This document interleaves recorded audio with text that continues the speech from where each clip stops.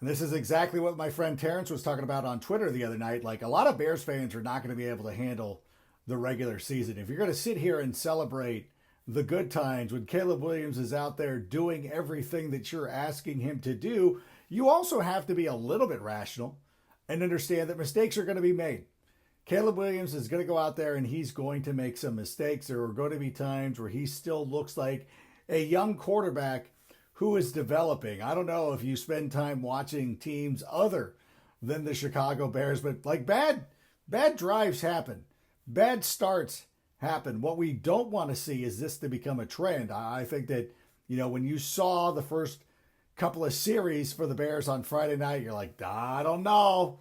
Here we go. Are we worried again? But at the same time, the way the team came together, and I think ultimately, and everybody's making fun of us because we won another preseason game and we're acting like it's a big deal. I'm not saying that winning and losing is a big deal, but I think that we're starting to see the fingerprints of Ben Johnson all over this team. Let's take a deeper look at it. Sammy, let's go ahead and start the show. Turn up your volume. Because you're about to listen to The Sick Podcast. With Adam Rank. It's Hester trying to work it back to the middle. Gets past the first wave, and here he goes. It's Hester inside the 30. Hester's going to take it all the way for a touchdown. And no flag, 92 yards. The sickest Chicago Bears and fantasy football podcast. Sports entertainment like no other. It's gonna be sick. All right, welcome to a very special edition of the Sick Podcast with Adam Rank. We're sitting here looking at the Chicago Bears. We have just over 2 weeks to go now before the regular season starts for us.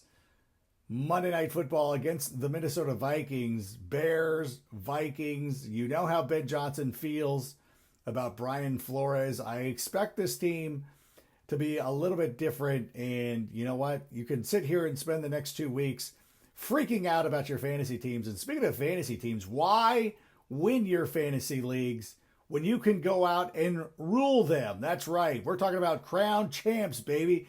So many leagues sit here and have like pathetic little trophies. Oh, a group chat GG or some other nonsense. No. That ain't it, baby. We're talking about crown champs. We're talking about crowns, robes, scepters, rings, all the stuff that shows you're a fantasy football royalty. And check this out. While other people are going out there and having their draft parties at Applebee's or whatever, Crown Champs is on party buses, rooftops, even freaking yachts. That's the way you do fantasy football. Go to crownchamps.com. That's right. Go to crownchamps.com. Sign up. Just $2.99 a month. That's less than your friends are spending on their like lame ass awesome blossoms or whatever. Go out there and check out Crown Champs. Rule your fantasy league. All right. Thanks to our friends at Crown Champs. Really excited to have them aboard. I'm really excited about having Ben Johnson as the head coach of the Chicago Bears. I really do believe it. I feel like he is going to be the guy that holds this team accountable, and he was holding the team accountable during the press conference after the game on Friday night. And as a matter of fact, let's take a listen right here. Nice to come away with the win there in that game. I thought a number of guys played their tails off, particularly there in the second half. Was not the start we wanted from our ones on really offense, defense, or special teams. It was a little bit disappointing to see how slow we started. Defensively, we didn't feel like we controlled the line of scrimmage very well.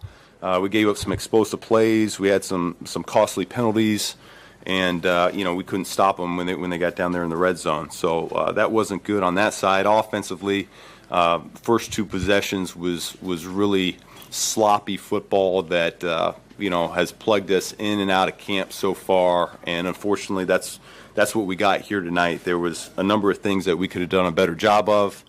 I felt Swifty come to life a little bit. I thought he was going to give us a spark. And then finally we were able to get a field goal. And then the 2 minute right before half, that was a good thing to see. We hadn't really had much success before halftime in the 2-minute drill. So was pleased to see that. Second half was really a different story. Guys came out, they played hard, but you have a block kick and things like that on teams, you don't feel good about. And then, for us to come away with the win there at the end was really remarkable. Some individual performances stood out. Daniel Hardy, I thought, was tremendous. Getting the sack fumble was huge for us, and that really changed the game. And then Jade Walker in particular there on that last drive was outstanding. So, we'll take a look here at the tape, and it's tough when it's the last time you're in the locker room with a 90-man roster, and what's coming right around the corner here. So we'll have some tough decisions to make. I like that there's accountability right there. I like that Ben Johnson is sitting there pointing out that the ones were not playing well, that there were some mistakes to be made.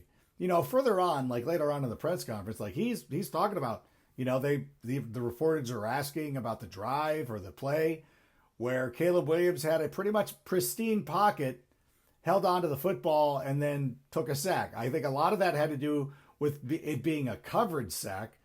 I think there's blame to go around to everybody, but at the same time, that's still another nuance for Caleb Williams to work on. If it is a coverage sack, and I'll be honest with you, I've not seen the all-22s. We'll talk about that later on in the week. When you go and you think about it, if it is a coverage sack, and I'm looking at it right now, that's why I keep looking over here. And unless you're Captain Winks and you're just listening to this, you don't know where I'm looking, so it's fine. When you look at it, it feels like, and again, perhaps everybody's covered. He doesn't have a place to go. Throw it away. Get out of the pocket and throw it away. Do something. Sail it over somebody's head. Like, get rid of the football. Those are mistakes that need to be corrected. And guess what? You get to practice every week. You get to go out there and work on these things. And to be honest with you, and I know other people have echoed this sentiment, you really want these things to happen right now. It's kind of a good thing to not only go out there and have the first team struggle for a little bit, but you heard Ben Johnson talk about it. The 2-minute drive was great at the end of the half. So we did see it. When Caleb goes out and goes into the 2-minute drive, when he does that stuff, when he's kind of playing free and everything like that, he does play pretty well. And I know a lot of people, it's funny to me that people are like, oh, he always does this in garbage time, which is one of the most idiotic statements I've ever heard. You know what? You know who's had like the most comebacks in NFL history? It was Dan Marino, followed closely by John Elway. I think Joe Montana was also in. Did you think that Joe Montana was just padding his stats when he was rallying teams to come from behind? We saw it last season. Yeah, Caleb Williams, this team gets behind sometimes, but then he has the ability to rally the team. Isn't that what you want? Or do you want him to roll over? I guess for a lot of Bears fans, what they would really like is for Caleb Williams that once the going gets rough, that Caleb Williams just rolled over. That's the impression that I get from a lot of the keyboard warriors when they're talking about Caleb Williams out there acting like that it's I don't get it. I don't know. What do you want him to do? I forget who it was. It was like, it's like empty calories. You're like, still calories. Like you want to go through and start charting other people who go into all good mode? Caleb Williams will rally a team. If you give him an opportunity, he will find a way to come back and potentially beat you. Now, obviously, in the second half, this was Tyson Bagent who went out there and kind of showed why the Bears wanted him to remain as the backup quarterback. I'm not pleased. I know that there are still people out there who are using this as an opportunity to say, like, this is why we should have Tyson Bagent being the starting quarterback, which again is one of the most idiotic statements I think that somebody can make. It really is foolish. Caleb Williams is going to be the starting quarterback of this team. I think that we've seen enough to say that he is the guy. He is going to be the guy. He needs to go out there and work through these things. And again, this is why I'm very excited about Ben Johnson being the head coach of this team, because he is going to put him on task. He is going to ride him a little bit. He is going to be the guy who is holding him accountable. Last year, Caleb was talking about nobody sitting there, not watching tape with him, not helping him correct his mistakes. Do you think Ben Johnson's just going to be like, whatever? Do you think Ben Johnson is just going to ghost Caleb Williams, I don't think so. He's going to be out there making sure everybody is on point. Couple of things, though. Number one, I did like DeAndre Swift. Again, all the haters come out. I was doing a fantasy take recently, and I'm like, oh, you got to watch out for DeAndre Swift. So many people get so mad for like the dumbest things. This is why nobody takes him seriously. I swear to God, if DeAndre Swift goes out there and has a monster year, I'm going to be a menace to people.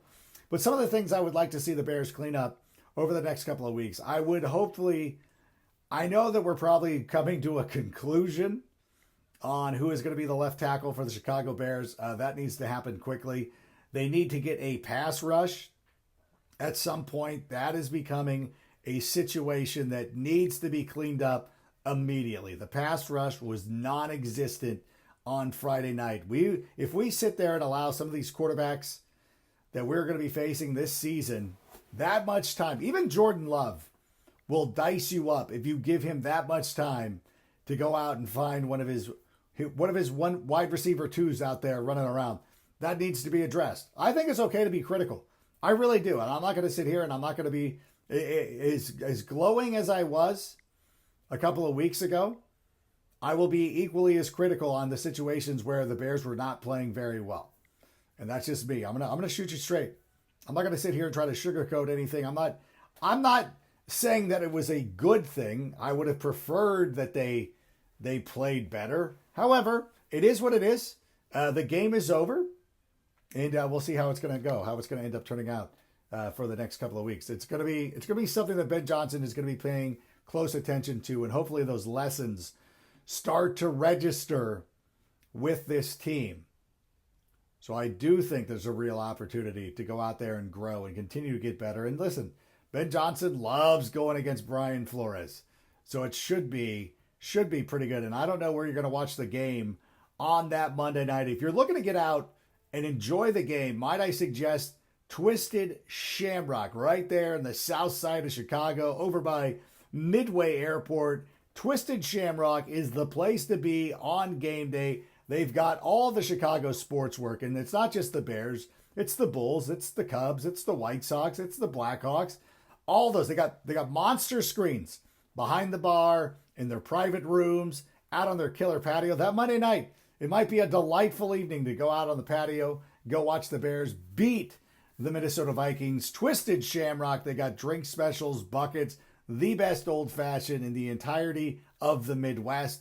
Twisted Shamrock, the place to be on game day. Listen, we're going to be back Monday night, Fantasy Island. We have Joel Smith slated to join us, so hopefully you'll tune in with that as we start getting ready for the fantasy football season. Take It to the Rank will be on Wednesday night, and then still trying to track down a couple other guests during the course of the week. Want to go with one of the newsmakers, maybe somebody like Stacey Dales. We'll be chasing them down.